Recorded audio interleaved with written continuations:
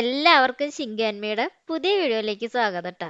അപ്പോൾ അതെ ഇന്ന് നമ്മളുണ്ടല്ലോ നല്ലൊരു ടേസ്റ്റി ആയിട്ടുള്ള എഗ്ഗ് കറി ആയിട്ടാണ് ട്ടോ വന്നിട്ടുള്ളത്. ഇന്നൊരു ആന്ധ്ര സ്റ്റൈൽ എഗ്ഗ് കറിയുടെ ഒരു റെസിപ്പിയാണ്. അപ്പോൾ വളരെ സിമ്പിൾ ആയിട്ട് തയ്യാറാക്കാൻ പറ്റുന്ന ഒരു റെസിപ്പിയും കൂടിയാണ് ട്ടത്. അപ്പോൾ എല്ലാവരും മസ്റ്റ് ആയിട്ട് ഒന്ന് ട്രൈ ചെയ്ത് നോക്കണേ. അപ്പോൾ നമ്മൾ സാധാരണ ഉണ്ടാക്കുന്നതിൽ നിന്നും വളരെ വ്യത്യസ്തമായിട്ടുള്ളൊരു ടേസ്റ്റും കൂടിയാണ് ട്ടോ. അപ്പോൾ ചോറിൻ്റെ കൂടെ ആണെങ്കിലും ചപ്പാത്തിയുടെ കൂടെയൊക്കെ കഴിക്കാൻ പറ്റിയിട്ടുള്ള നല്ലൊരു അടിപൊളി ആയിട്ടുള്ള ഒരു റെസിപ്പിയും കൂടിയാണ്. അപ്പോൾ നമുക്ക് വീഡിയോയിലേക്ക് കടന്നാലോ. ഇനി നമ്മുടെ ചാനൽ സബ്സ്ക്രൈബ് ചെയ്യാത്തവർ ഒന്ന് സബ്സ്ക്രൈബ് ചെയ്യാനും കൂടി മറക്കരുത് ട്ടാ. അപ്പോൾ നമുക്ക് വീഡിയോയിലേക്ക് കടക്കാം. ഓക്കെ. അപ്പോൾ അതേ ഇതിലേക്ക് ആവശ്യമായിട്ടുള്ള കുറച്ച് ഇൻഗ്രീഡിയൻസ് നമ്മളിവിടെ എടുത്തു വെച്ചിട്ടുണ്ട് ട്ടാ. അപ്പം മെയിനായിട്ട് മുട്ടയാണ്. അപ്പം നമ്മളിവിടെ ബോയിൽ ചെയ്തിട്ടുള്ള എഗ്ഗ് ഒരു 4 എണ്ണമാണ് ട്ടോ എടുത്തിട്ടുള്ളത്. പിന്നെ ഇതിലേക്ക് വേണ്ട സവോള ഒരു 2 മീഡിയം സൈസ് സവോള എടുത്തിട്ടുണ്ട്. അതുപോലെ തന്നെ 2 തക്കാളിയും പിന്നെ പച്ചമുളക്, ഇഞ്ചി വെളുത്തുള്ളി പേസ്റ്റ്, അതുപോലെ തന്നെ കുറച്ച് വെളുത്തുള്ളിയും കുറച്ച് പുളി എടുത്തിട്ടുണ്ട്. പിന്നെ കറിവേപ്പിലയും ഉണ്ട്, മല്ലിയിലയും ഉണ്ട് ട്ടോ. ഇനി ഇതേ ഒരു കഷ്ണം പുളി എടുത്തിട്ടുണ്ട് ട്ടോ. അപ്പോൾ ഇത് നമുക്കൊന്ന് ചൂടുവെള്ളത്തിലൊന്ന് സോക്ക് ചെയ്ത് വെക്കാം. അപ്പോൾ ഞാനിവിടെ ഒരു 1/2 കപ്പ് വെള്ളത്തിലാണ് ട്ടോ ഇത് സോക്ക് ചെയ്ത് വെക്കുന്നത്. ഇനി ഇതേ ഒരു പാൻ അടുപ്പത്തേക്ക് വെച്ചിട്ട് അതിലേക്ക് 1 ടീസ്പൂൺ വെളിച്ചെണ്ണ ഒഴിച്ചു കൊടുത്തിട്ട് ഒരു 1/4 ടീസ്പൂൺ മഞ്ഞൾപ്പൊടി ഇട്ട് കൊടുക്കാം. അതുപോലെ തന്നെ ഒരു 1/2 ടീസ്പൂൺ മുളക് പൊടി, ഒരു 1/4 ടീസ്പൂൺ ഉപ്പ്, ഇതൊക്കെ ഇട്ടിട്ട് ഇതിനൊന്ന് നന്നായിട്ട് തന്നെ ഒന്ന് മിക്സ് ചെയ്തെടുക്കുക. അപ്പോൾ ഇത് ജസ്റ്റ് ഒന്ന് മൂത്ത് വരുന്ന ഒരു സമയമാകുമ്പോൾ അതിലേക്ക് നമുക്കുണ്ടല്ലോ ഈ മുട്ടയുണ്ടല്ലോ അതിനൊന്ന് പകുതിയാക്കിയിട്ടൊന്ന് ഇട്ട് കൊടുക്കാം ട്ടോ.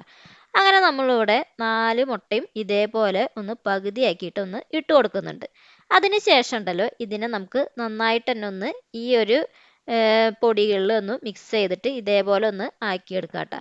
എന്നിട്ട് ഇതൊന്ന് മാറ്റി വയ്ക്കാം.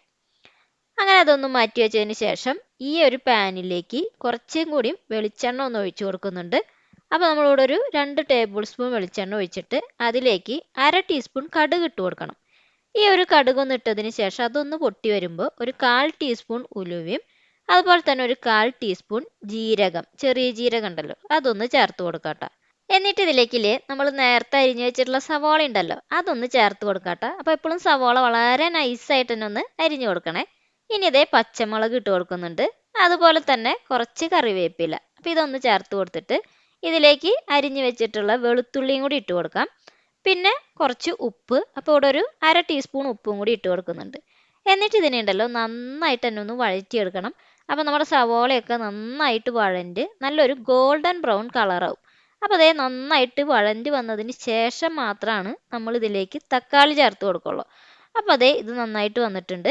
ഇനി ഇതിലേക്ക് തക്കാളി ചേർത്ത് കൊടുക്കാം. അപ്പോൾ വളരെ നൈസായിട്ട് തന്നെ തക്കാളിയും നമുക്കൊന്ന് അരിഞ്ഞെടുക്കണം ട്ടോ. അങ്ങനെ അതും കൂടിയും ചേർത്തിട്ട് പിന്നെ കുറച്ച് ഇഞ്ചി വെളുത്തുള്ളി പേസ്റ്റ് ഇവിടെ ഒരു 1/2 ടീസ്പൂണാണ് ഇട്ട് കൊടുക്കുന്നത്. അതും കൂടി ഇട്ട് നല്ലവണ്ണം തന്നെ ഒന്ന് വഴറ്റിയതിന് ശേഷം ഇതിനെ ഉണ്ടല്ലോ ഒന്ന് അടച്ചു വെച്ചിട്ടൊന്ന് വേവിച്ചെടുക്കാം ട്ടോ. അപ്പോൾ അതവിടെ നിന്നൊന്ന് വെന്ത് ഒരു 2 മിനിറ്റ് വേവിച്ചെടുത്താൽ മതി. അപ്പോൾ അതേ നമ്മുടെ സവാളയും തക്കാളിയും ഒക്കെ നന്നായിട്ട് തന്നെ വഴണ്ട് ഒന്നും കൂടി നല്ലൊരു റെഡിയായി വരുന്ന സമയത്ത് ഇതിലേക്ക് പൊടികൾ ചേർത്ത് കൊടുക്കാം. അപ്പോൾ ആദ്യം മഞ്ഞൾപ്പൊടി ഒരു 1/4 ടീസ്പൂണും അതുപോലെ തന്നെ മുളക് പൊടി, കാശ്മീരി മുളക് പൊടി ഒരു 1/2 ടീസ്പൂണും ചേർത്ത് കൊടുക്കുന്നുണ്ട്.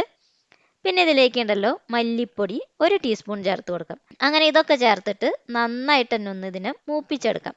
അപ്പോൾ അത് അതിൻ്റെ കളറൊക്കെ മാറി ഇത് നന്നായിട്ടൊന്ന് മൂത്ത് വരുമ്പോൾ നമുക്കൊരു 1/2 കപ്പ് ടാമറിൻഡ്, അതായത് നമ്മൾ പുളിവെള്ളം ഉണ്ടല്ലോ അതൊന്ന് ചേർത്ത് കൊടുക്കുന്നുണ്ട്.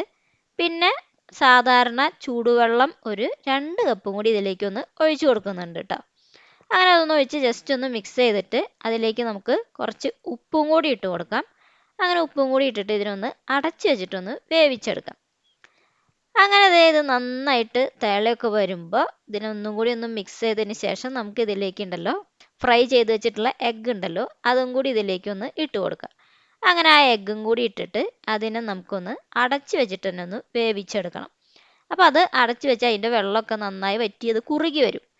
അങ്ങനെ നമ്മുടെ കറി ഇവിടെ നന്നായിട്ട് കുറുകി റെഡിയായി വന്നിട്ടുണ്ട്.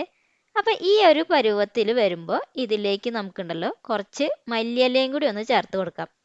അപ്പോൾ ഈ മല്ലിയിലയും കൂടി ചേർത്ത് കൊടുത്താൽ നമ്മുടെ ആന്ധ്ര സ്റ്റൈല് എഗ്ഗ് കറി ഇവിടെ റെഡിയായി. അപ്പോൾ നോക്കിയേ നന്നായിട്ട് തന്നെ കുറുകി നല്ലൊരു പരുവത്തിൽ ഇത് റെഡിയായി വന്നിട്ടുണ്ട്.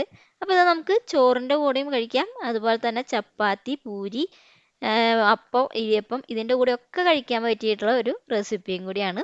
അപ്പോൾ വളരെ ടേസ്റ്റി ആയിട്ടുള്ള റെസിപ്പിയാണ്. അപ്പോൾ എല്ലാവരും ഇതൊന്ന് മസ്റ്റായിട്ടൊന്ന് ട്രൈ ചെയ്ത് നോക്കണം കേട്ടോ. അത്രയും ടേസ്റ്റിയാണ് കേട്ടോ ഇത്. ഇനി നമുക്കിത് ഇതേ ഒരു പാത്രത്തിലേക്കൊന്ന് മാറ്റുന്നുണ്ട്. അപ്പോൾ ഇത്രയേ ഉള്ളൂ.